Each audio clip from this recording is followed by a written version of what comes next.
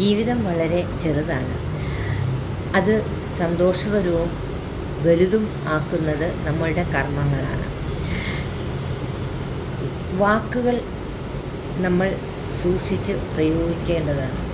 ഒരാളുടെ വാക്കുകൾ കൊണ്ട് മറ്റൊരാളെ എത്രത്തോളം വേദനിപ്പിക്കാമോ അതും സാധിക്കും. അതേ സമയം ആ ആളിനെ സന്തോഷപ്പെടുത്താനും സാധിക്കും. എപ്പോഴും നമ്മളുടെ വാക്കുകൾ സൂക്ഷിച്ച് ഉപയോഗിക്കണം.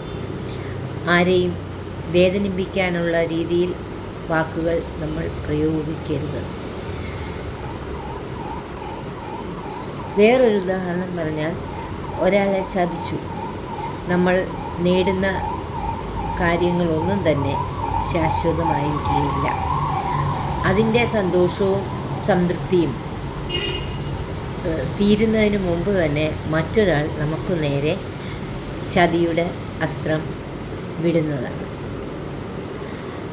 അങ്ങനെ നമ്മൾ ആരെയും വേദനിപ്പിച്ചോ ദ്രോഹിച്ചോ നേടുന്ന ഒന്നും തന്നെ നമുക്ക് സന്തോഷം അധിക നാൾ തരുകയില്ല.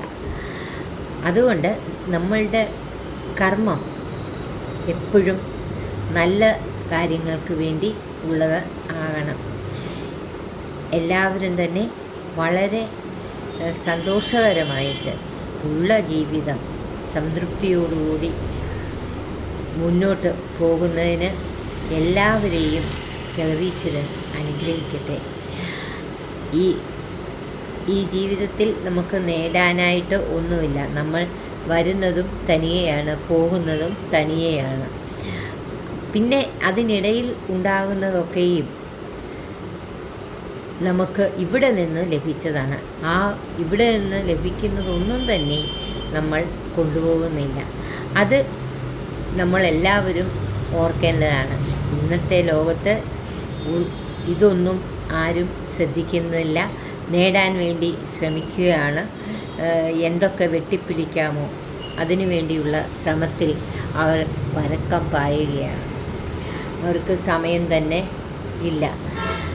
എല്ലാവരും ഉള്ള ജീവിതം മനോഹരമാക്കുന്നതിന് വേണ്ടി ശ്രമിക്കുക. എല്ലാവർക്കും നല്ല ഒരു ദിവസം ആശംസിക്കുന്നു. Thank you.